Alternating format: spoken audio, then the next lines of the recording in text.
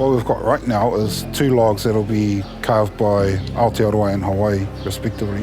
The Hawaiian canoe is kind of special because it's the tōtara that we're using has been gifted for that purpose.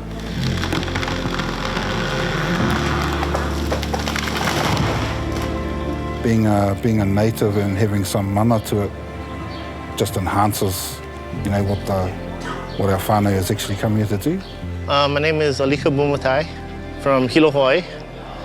My dad is known as the Kahuna Kalaiwa for Hawaii, which is Master Canoe Carver. Him and Papa Hector were really good friends. And it was kind of difficult that he couldn't come. He ran into some health issues, so we're here representing him and Hawaii. The first thought is there's a lot of knots in the tree from the branches.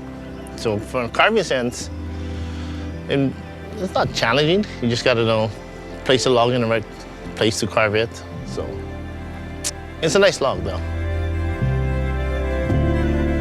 The Aotearoa canoe, for me, that's a special one because it's actually one of my graduates that's going to be working on it, and he'll be working alongside my own students, and I'm just going to take a step back and let them run and see how much they've learned. So, kia ora te whānau, ko Billy Harrison toku ingoa, he uri au no Ngāti Kahu, no te tai tokiru.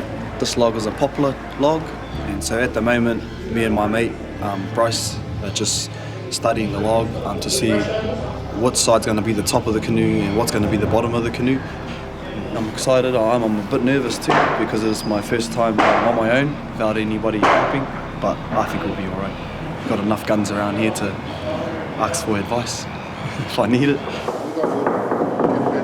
Puaniho's canoe was built at Te Aurere when Hek was building his first canoes, and Puaniho had come for a visit. So Puaniho came, he stayed with Hector, he built this canoe, this beautiful canoe. He went home, but he never made it back. And every time he saw Freddie, and Freddie said it this morning, every time Hector saw him, Hector would ask, come and finish your dad's canoe, it's waiting. We don't have we don't take the jig, those caliper. We just go by, like when you hollow the inside, we just go the sound. You can you can tell that is thicker over here and over here lighter. So so it kind of the sound. Yeah. For us to be 27 years after the canoe was started by his dad, and to have Freddie here to finish that job is pretty special. Yeah, my name is Freddie Maridei Tawata, son of Puaniho Tawata from Tahiti, live in Tautira. Yeah, that's where most of the canoe carver come from, and the best in Tahiti. Yeah, my father and Hector was very, very good friend. They've been good friends for a long, long time. Yeah, he made this canoe. I never know that, yeah. And now I come to finish it, yeah, yes. I feel proud, that I work on my father's Waka, yeah. Yeah, proud, yeah.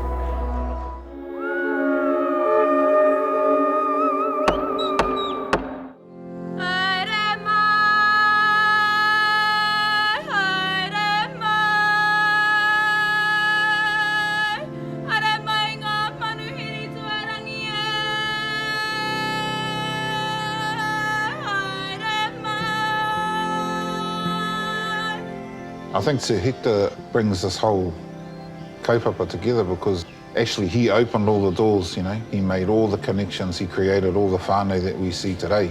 So it's really relationships that he formed over many years that we're just trying to reinforce.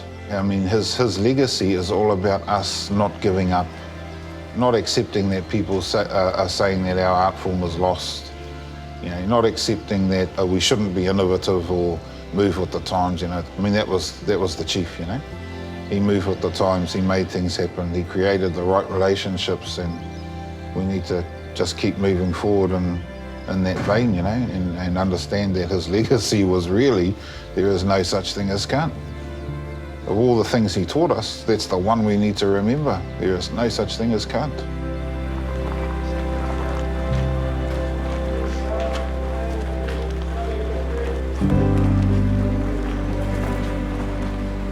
just want to welcome one and all to this occasion, the bringing back of the knowledge of carving a waka, which is going to be given to my grandson, and he'll look after it for my great-grandchildren. And that was Uncle Heck's dream. So it really is an honor today. We acknowledge all those people that gave the knowledge to us.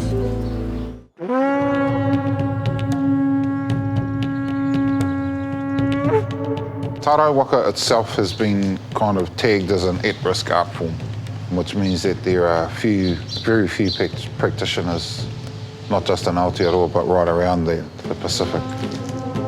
The Rata project was all about trying to come up with an event that would bring together, you know, all our whānau of canoe builders, waka builders, canoe carvers, tohunga tārai waka, so that we could highlight our practice, our craft to a wider audience. When we chose the name Rata, it was about reminding ourselves of our tupuna in the first instance and the things that he did while he was carving his waka, or should I say the things he didn't do when he goes to the forest and fells the tree but forgets to say his karakia. And as a consequence, the tūrehu and the whānau a Rata come stand the tree back up.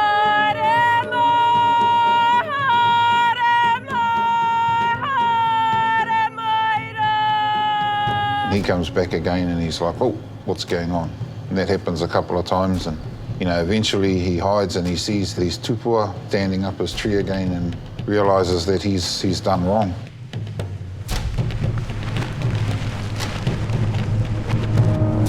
So to make that right, he makes it right, and at the end of it, those same tupua are actually helping him complete his waka. It's just a reminder to us to make sure that everything we do is tika, and making sure that we're reminded ourselves that there is tikanga, there is te ao wairua that needs to be considered in everything that we do.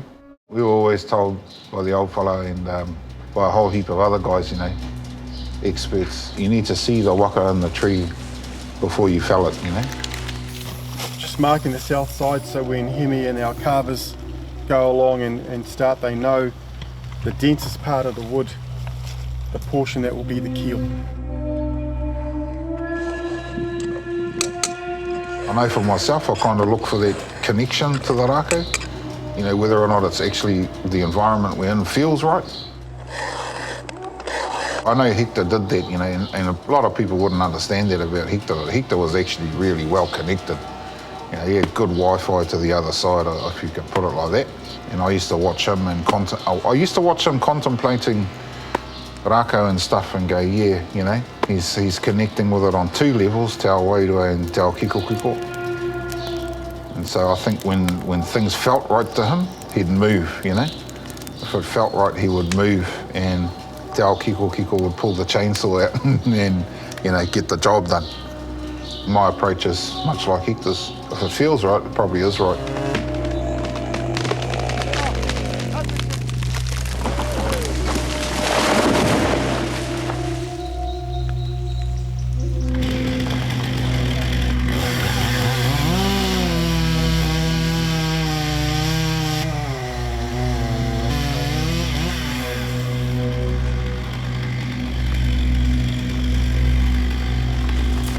My name is Israel Parikura, last name. I was born and raised Murupara. All my family's in the bush. I was kind of brought into it that way. Wasn't too good in school. Passed through my forestry classes days and dropped out of school and ended up in the bush. Love it, yeah. Yeah, this is my first tree that I've cut for a waka. And words can't explain how rapt I am to be a part of it.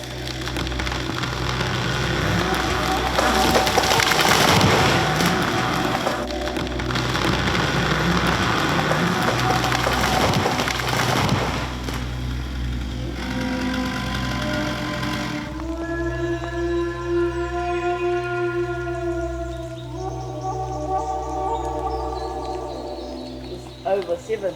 7.2. We would estimate the age of this tree to be close to 100 or over 100 years old of age. So there's a lot of history here. And with talking to Alec, the owner, Our concern was that with the trees that are standing, there's not a lot of light getting in. So the outside ones, it's good to have a use for this one to allow the light to get in and make the other ones behind now take off. So my name's Alec. I live here at Ngāwhatu. Our family's been here since 1949. James and Gig were here doing our forestry work for us, and they did such an awesome job. We were really, really grateful for what they did for us. And a few years ago, James asked if we might be able to provide a tōtara for the Smithsonian Institute to build a waka. And so, yeah, that was a real source of great pride to our family. Yeah. Hopefully it'll become something of a family thing between the two families. He hasn't died, he's getting ready to fly again. And we're going to paddle this waka. We're going to catch fish for our whānau in this waka.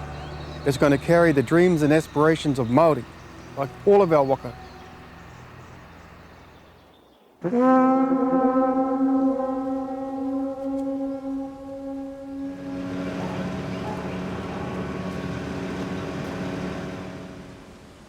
Kia koe, James.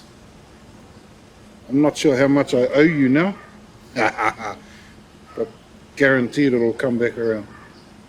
1, 2, 3.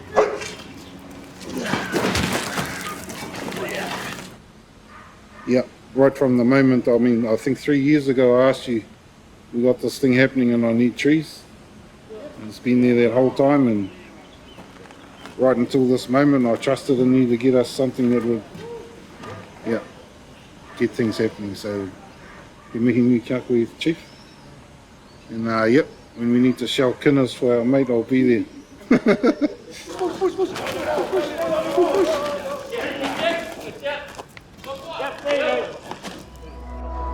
Dera Kawati's kaupapa with 3D printing, that's just next level stuff, and just opens up a whole lot of dialogue around digital technologies, how we put that into cultural frameworks, how that technology might actually serve us into the future in this art form and any other art form. But the cultural aspect of it and asking ourselves, okay, with scanned taonga, what does that mean now that it's gone into a data field? What does it mean when you hit the print button and it comes back out? You know, it's just next level stuff. My area of research uses 3D printing especially, and large-scale machines like robots and large-scale 3D printers. And it's because of an invitation from Hemi Eruera to see how 3D printing might inform the future of making, especially making waka. But you can see some of the joins and bindings that make the model up from the Smithsonian. But like the best part right now is knowing that our whānau is here.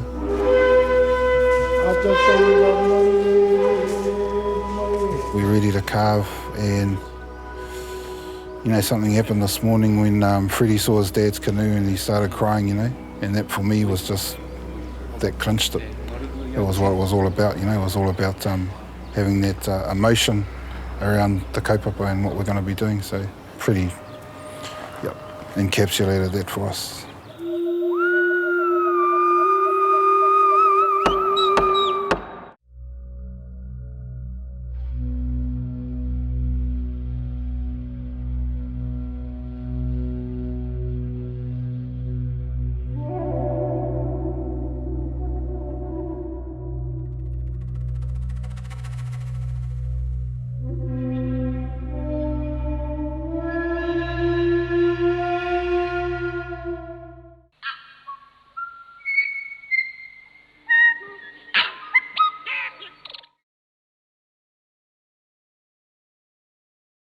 Tēnā koutou irirangi te motu I te pūtia tautoko Kārawe.